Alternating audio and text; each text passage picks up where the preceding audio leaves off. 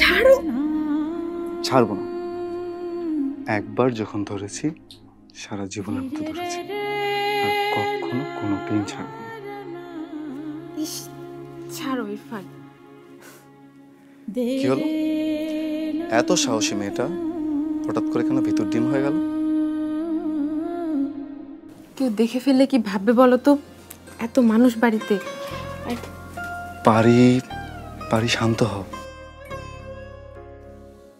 আর আমার তো বিশ্বাসই হচ্ছে না, কিভাবে হলো এসব? তোমার বাবাকে আমাদের বাড়ির দরজায় দেখে আমিও প্রথমটা বিশ্বাস করতে পারছিলাম না।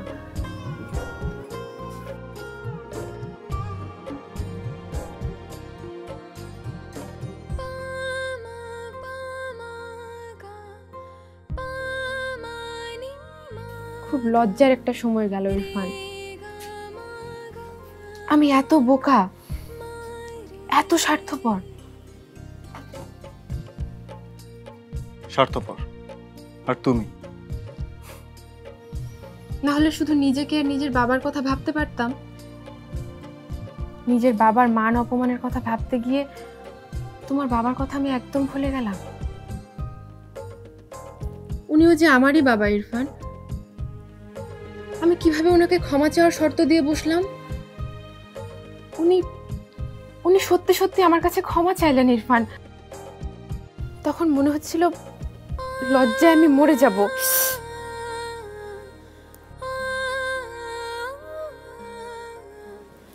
আমার ভুল হয়ে গেছে ইরফান। তোমাকে, তোমার বাবাকে আমি অনেক কষ্ট দিয়ে ফেলেছি। না পারি, ভুল আমাদেরই। আমাদের ভুলের জন্যই তুমি এত কঠিন হতে বাধ্য হয়েছো। আর একটা সত্যি কথা কি জানো পারি? তোমার এই কাঠিন্য তোমার প্রতি শ্রদ্ধা আমার কয়েক গুণ বাড়িয়ে দিয়েছে। তুমি মাথা নত করনি বলেই আমি যেন জিতে গেছি পারি।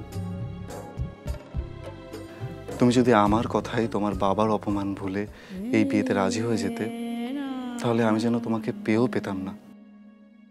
সারা জীবন তোমার চোখে অপরাধী হয়ে থাকতাম।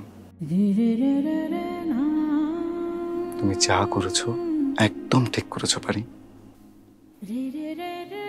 বাবা ঠিক কথাই বলেন। বাবার পরে আমাকে যদি আর কেউ বোঝে, সেটা তুমি।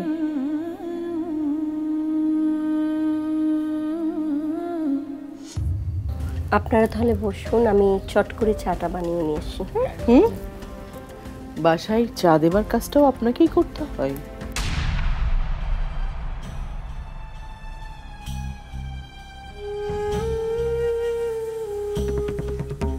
যে গরম, আপনাদের এসি নেই?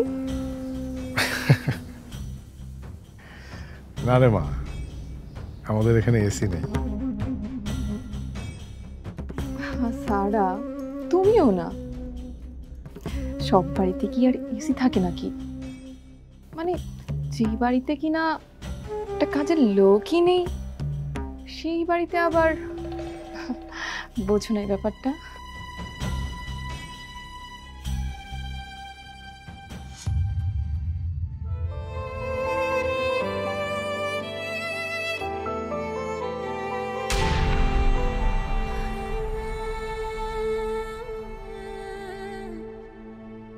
পাগলি, আজকের দিনে কেউ এভাবে কাঁদবে?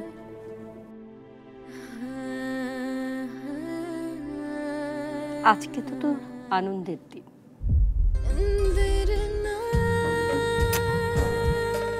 আমি জানতাম পারি, আমার পারির সাথে কোনো রকম অন্যায় হতে পারে না।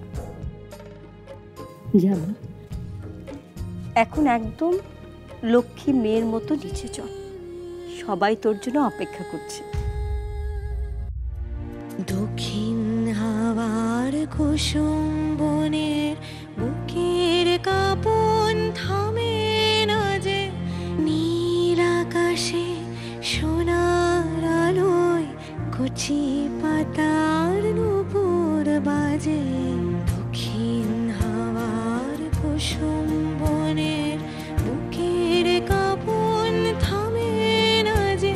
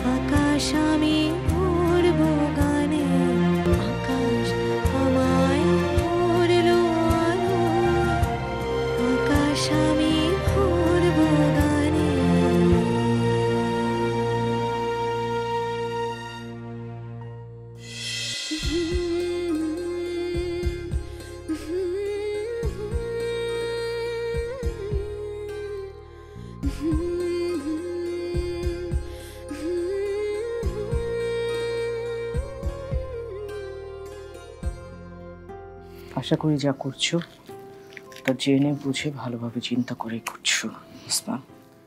আপাতত অত কিছু চিন্তা করতে চাই না বলেই যা করার তা করছি আফসানা।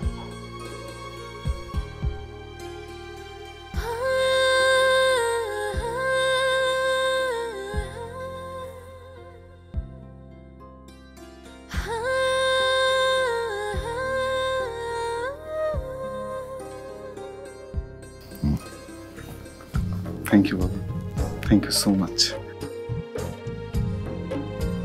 আমি কোনোদিন ভাবিনি যে আপনি পারি শর্তে রাজি হবেন। থ্যাংকস।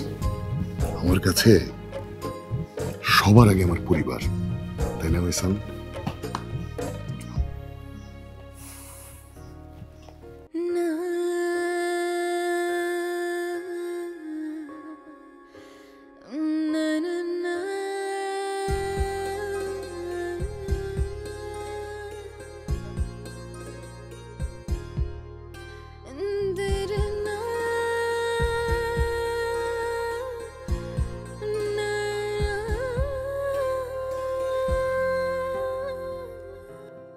আমার সকল তোমাকে দিলাম পারি।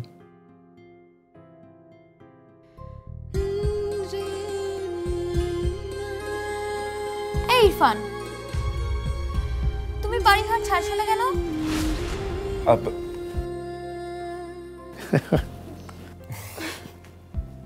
থ্যাংক ইউ ভাইয়া।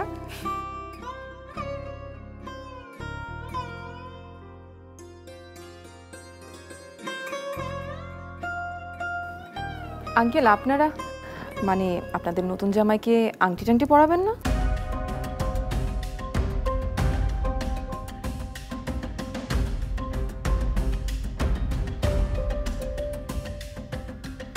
না, আপনারা দুজন ইরফান আর পারমিতার জন্য দোয়া করে দিন, তাতেই চলবে।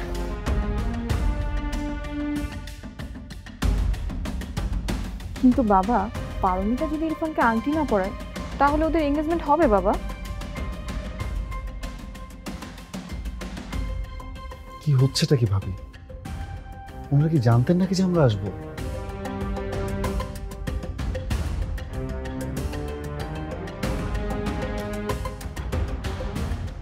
ওকার মতো কথা বলো না তো মিতু। এইটুকু সময়ের মধ্যে ওনারা এই যে ফুল পাতা মিষ্টি অনেক কিছুই তো করেছেন সামর্থ্য অনুযায়ী। এর বেশি আশা করাটা কি ঠিক, তাই না ওসমান?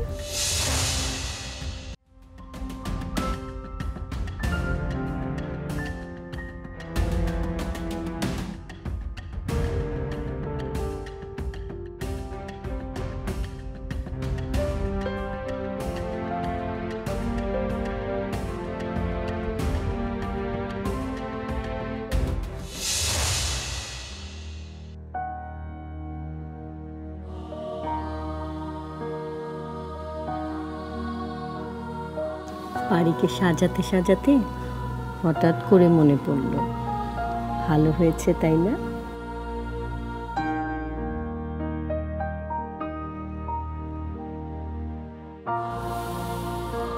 আরে নে মা, আংটিটা ইরফানকে পরিয়ে দে।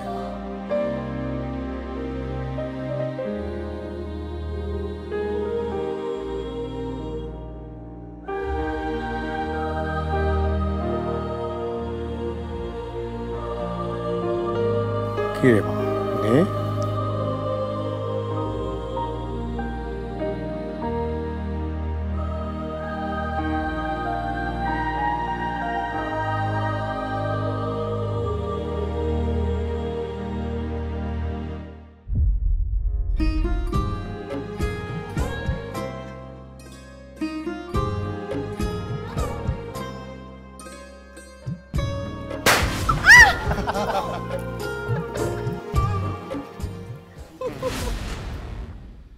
না বুঝে আমি কিছুই করছি না আফসানা।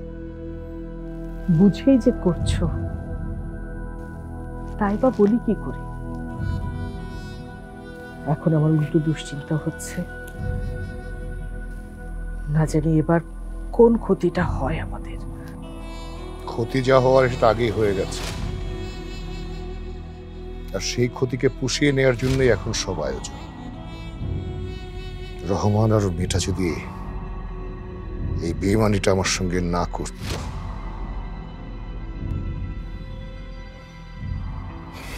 ঠেকে যাওয়ার মতো দেয়ালটাও কিন্তু আমার পিঠে এখন নেই। আর তুমি যাই বাড়িটাকে ভগ্নদশার বাড়ি বলছো,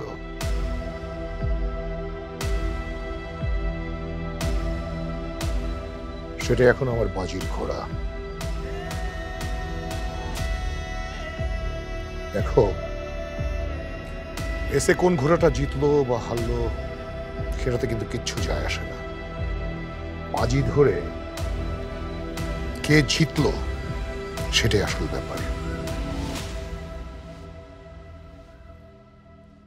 এবার ময়দানে আমি বাজি জেতার জন্যই নেমেছি। হয় জিতবো, না হলে মরবো। মাঝামাঝি বলতে কিছু নেই। তখন বাবার মুখটা দেখে কেমন জানি লাগলো। বাবা কিছু একটা নিয়ে চিন্তা করছে, ভীষণ চিন্তা করছে। তুমি আবার এসব নিয়ে ভাবতে বসেছো? কে কে আবার? তাকেই দেখো না কে।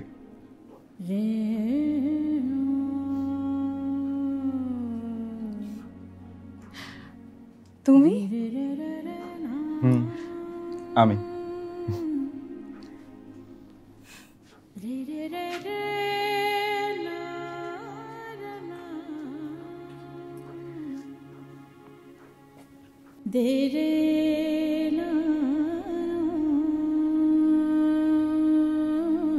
এরকম খুশির দিনে কারা মন খারাপ করে থাকে জানো? কারা? যারা বোকা তারা। তোমাকে আমি কি বলেছি? সবকিছু ঠিক হয়েছে, সবকিছু ঠিক হচ্ছে, আর সবকিছু ঠিক হবে।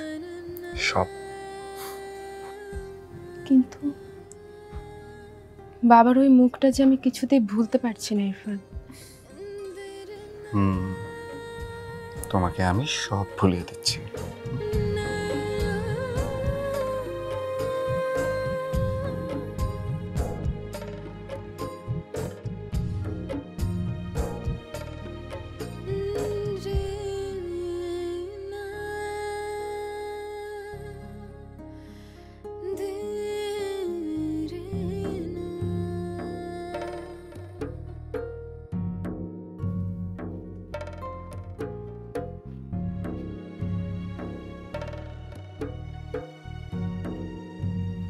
কি করছিস তুই?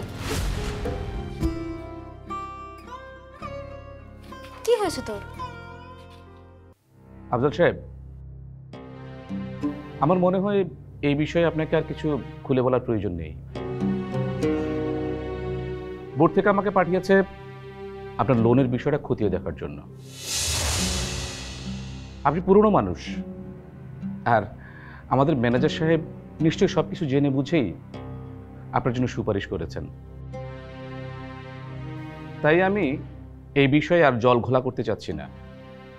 আমি ব্যাপারটা এখানে ক্লোজ করে দিচ্ছি।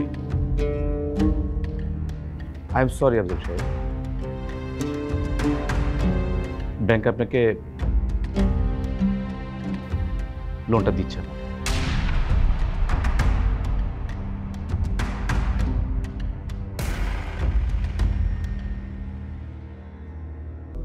কে? বুঝতে পারছি না কারা আসছে। আচ্ছা সিগন্যাল এসে কথা বলো না। শুনো, আমি বুঝতে পারছি না, তুমি সিগন্যালে গিয়ে আমাকে কথা বলো। ওকে।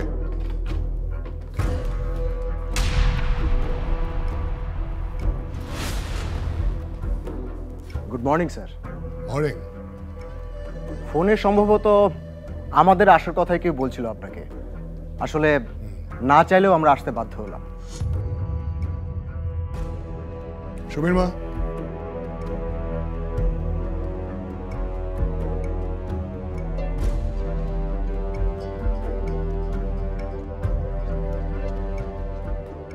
অসময়ে বিরক্ত করতে আসলাম। তার জন্য আগেই সরি বলে নিচ্ছি স্যার। যাই হোক, পরিচয় করিয়ে দিই। উনি অ্যাডভোকেট তাহমিদুর রহমান, আর উনি শফিক আজিজ, ব্যাংকের অডিট অফিসার। বসুন। Thank you.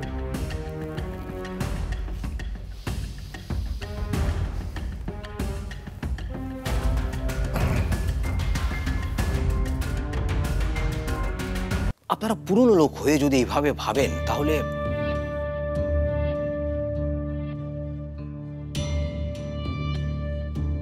পুরনো লোক বলেই জানি পলাশ সাহেব,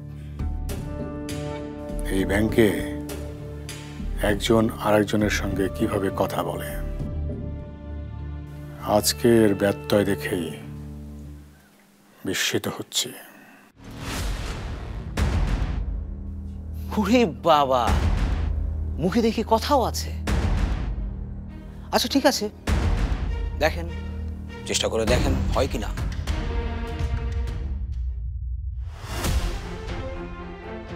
কিছুই বুঝতে পারলাম না,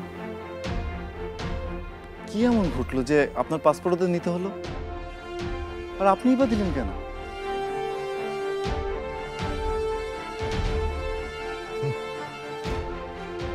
ওসমান আলী খান নাকি টাকা দেওয়ার ভয়ে লেজ গুটিয়ে পালাবে।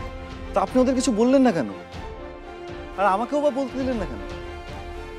ওদের কাছে ওয়ারেন্ট আছে ইরফান। যেভাবেই হোক আমাদের ব্যাংকের ঝামেলাটা মেটাতেই হবে, আর এর মধ্যে বিয়েটা। বাবা, বিয়েটা আমরা পিছিয়ে দিই। না না, বিয়েটা কোনো অবস্থাতেই পেছানো যাবে না। বিয়েটা তো আসল, বিয়েটা আগে হতে হবে। আর সেটা না হলে বিয়েটা না হলে কি বাবা?